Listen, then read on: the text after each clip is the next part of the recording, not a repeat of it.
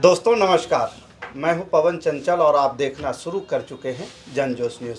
देखिए, आज बिहार सरकार जो है अपनी बजट पेश कर चुके हैं। तो ये बजट की वजह से सियासी गलियारों में जो है घमासान मचा हुआ है। अलग अलग दल के लोग, जो विरोधी दल के लोग हैं, वो अलग अलग तरीके से बात कर रहे हैं। जो सत्तारूढ़ दल के लोग हैं वो इस बजट को समर्थन करते हुए दिख रहे हैं। लेकिन आम जन में जो इसकी भाषा है, ये आम जन में जो है इस बजट को जो है ये राजनीतिक बजट और या चुनावी बजट के नाम से भी लोग जान रहे हैं। और आज इस बजट के जो पेश किया गया है, इस बजट में जो है स्वास्थ्य को लेकर के, शिक्षा को लेकर के, समाज कल्याण को लेकर के और जो एयरपोर्ट वगैरह बहुत सारे अलग अलग प्रकार के बजट पे काम किया गया है और उसको मजबूत करने की कोशिश की गई है बिहार सरकार के तरफ से।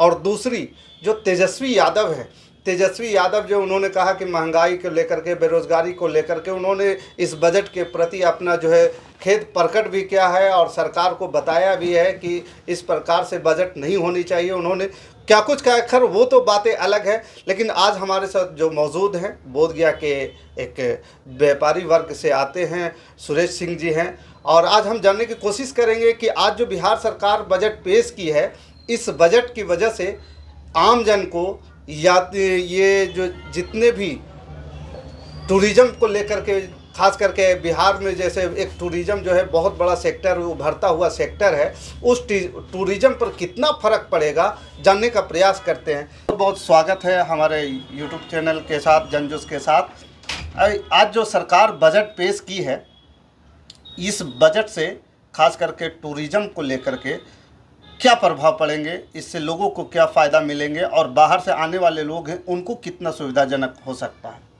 देखिए, ये बजट कहीं ना कहीं बैलेंस बजट है। मैं तो यही कहूँगा, चुनावी साल है और लोक लुभावन तो हर बजट होता है, लेकिन ये कुछ ज़्यादा ही है। फिर भी इसमें एक चीज़ जो हम लोगों ने देखा है वो है कि पूरे बिहार जैसे अति पिछड़ा राज्य जिसको कहते हैं, वहाँ अगर हवाई जहाज़ उड़ने लगे तो कहीं ना कहीं लोगों के मन में एक विश्वास जगता है कि अब हम भी हवा में उड़ेंगे।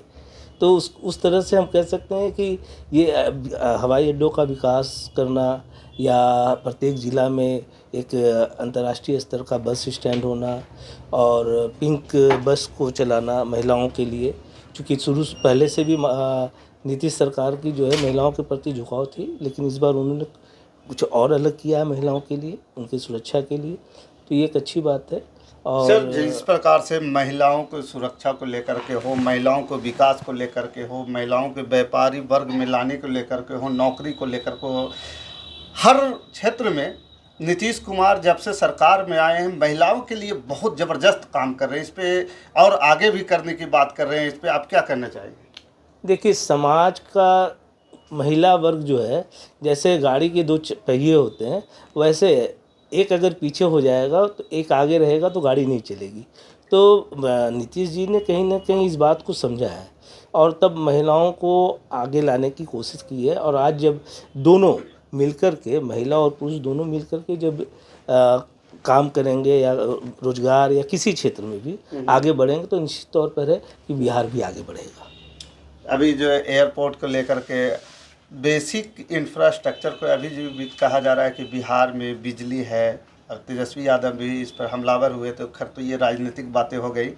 बेसिक इंफ्रास्ट्रक्चर, सड़क, बिजली, शिक्षा, स्वास्थ्य, इन पे आपको क्या लग रहा है कि इसको लेकर के सरकार को और कुछ काम करने की ज़रूरत है, या जो बजट पेश हुआ है उतना में बहुत कुछ हो सकता है?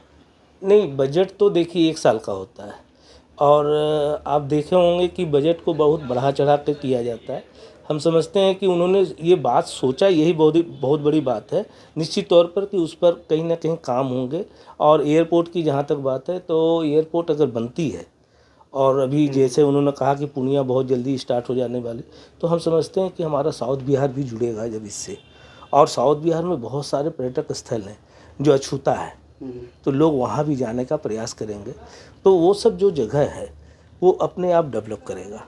सर, ये बजट जो है बोधगया साउथ बिहार में एक सबसे बड़ा आकर्षण का केंद्र है कि ये बिहार का भी आकर्षण का केंद्र है। पूरे विश्व के लोग यहाँ पे आते हैं, पूरे विश्व में इस स्थल को लोग जानते हैं।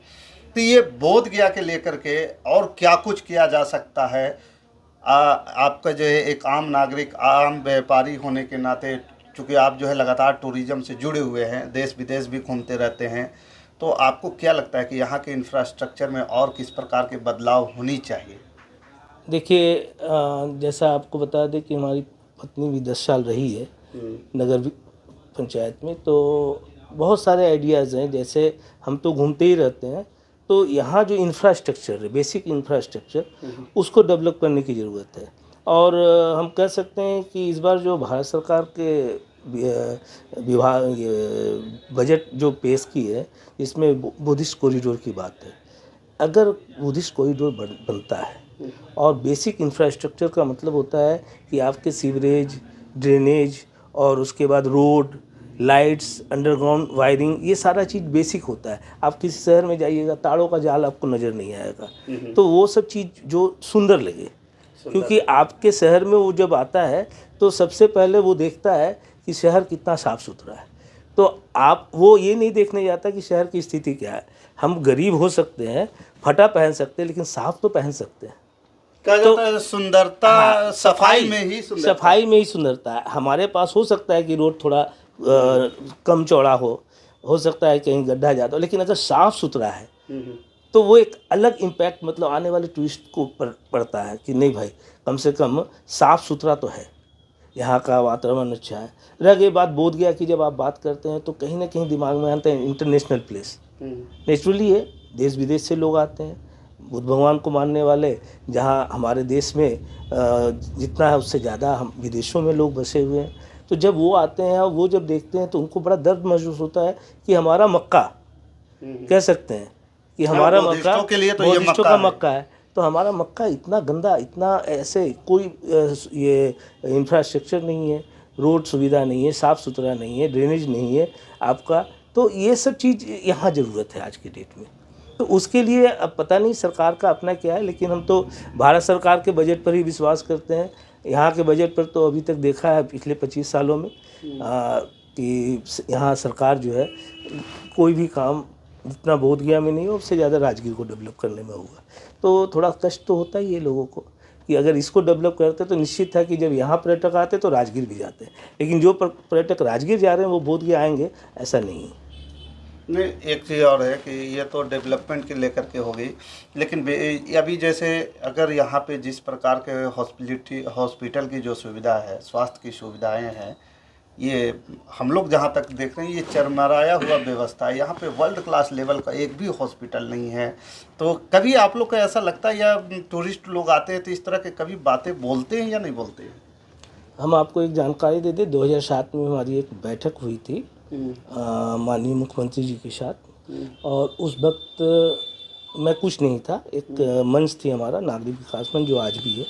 उस मंच के बैनर तले हम लोगों ने मास्टर प्लान में, उन्होंने एक मास्टर प्लान आया था उस वक्त, जिसमें उन्होंने एक गोल्फ कोर्स का कंसेप्ट रखा था। मैंने कहा कि सर ये गोल्फ कोर्स हटा दीजिए, हाँ एक इंटरनेशनल लेवल का आप मेडिकल कॉलेज दे दीजिए, और बुद्ध के नाम पर, जैसे बुद्धिस्ट मेडिकल कॉलेज आप सुने होंगे कि आप भेलोर जाते हैं तो लोग भेलोर जरूर बोलते हैं, लेकिन एक्चुअली वहाँ Christian medical college and hospital है। तो उसी तर्ज पर मैंने कहा कि एक भगवान बुद्ध के नाम पर अगर यहाँ पे हॉस्पिटल का प्रोजेक्ट दे दीजिए तो मेरे जैसा लड़का 500 करोड़ रुपये लाएगा। आज 2007 की बात मैं कर रहा हूँ, और आज भी मैं उस जगह पर खड़ा हूँ। और मैंने अभी इसको भारत सरकार से लेकर के बिहार सरकार को भी लिखा कि यहाँ पे एक Buddhist medical college and hospital होना चाहिए। आपने एम्स दे दिया, आपने नॉर्थ बिहार को दे दिया, सेंट्रल बिहार को दे दिया, साउथ बिहार को कुछ नहीं मिला। आपने एजुकेशनल हब के रूप में नालंदा को डेवलप कर दिया, आप मेडिकल हब के रूप में कम से कम बोधगया को डेवलप कीजिए। यहाँ बुद्धिस्टों का सेंटीमेंट जुड़ा हुआ है। वो अगर आते हैं तो उनके साथ 2 अटेंडेंस आएंगे एक रोगी के साथ। आप समझ सकते हैं कि वो रोगी के साथ दिन भर तो नहीं रहेंगे, वो घूमेंगे, खर्च करेंगे। तो आपका अगर 5000 मरीज रोज आता है तो उसके साथ 10,000 अटेंडेंस आएंगे। तो वो कहीं ना कहीं सालों भर का आपका जो यहाँ कहते हैं ना ऑफ सीजन, तो वो ऑफ सीजन नहीं रहेगा, ये तो ऑन सीजन हो जाएगा। फिर वो सीजन का मतलब कोई ये ही नहीं रहेगा। वो सालों भर टूरिस्ट आते रहेंगे, सालों भर जाते रहेंगे। अगर बुद्धिस्ट है तो उसको लगेगा चलो वहीं इलाज कराते हैं भगवान बुद्ध की नगरी में। अगर मर गए तो समझिए स्वर्ग मिलेगा, और अगर बच गए तो भगवान बुद्ध की कृपा होगी। ये तो एक सेंटीमेंट की बात है, आपको समझना पड़ेगा कि यहाँ क्यों होना चाहिए, ये एक ज़रूरत है। और स्वास्थ्य के क्षेत्र में हम समझते हैं कि नॉर्थ बिहार को एक अच्छा इंफ्रास्ट्रक्चर हॉस्पिटल मिलना चाहिए। तो चलिए देखिए, बोध गया के आम नागरिक के तौर पर, एक व्यापारी के तौर पर विचार है, ये नेता भी हैं, यहाँ बोध गया नगर परिषद के जो है यहाँ पे नेतृत्व भी कर चुके हैं। अपनी इनकी पत्नी जो है लगातार 2 टर्म रही ना सर, 2 टर्म रह चुकी हैं। तो ये बोध गया के पूरे चप्पे चप्पे से वाकिफ तो है ही, और साथ ही साथ जिस प्रकार से बोध गया के लेकर के, साउथ बिहार को लेकर के उम्मीदें हैं सरकार से, वो उम्मीदों पर वो जो है सरकार जो है उस उम्मीदों पे खरा अभी उतर नहीं पा रही है। लेकिन ये डिमांड तो खैर बरकरार रहेगी लोगों के बीच से। बाकी इस खबर के प्रति आपका क्या विचार है, आप हमें कमेंट कर जरूर बताइएगा। हमारे साथ बने रहने के लिए धन्यवाद। जय हिंद, जय भारत।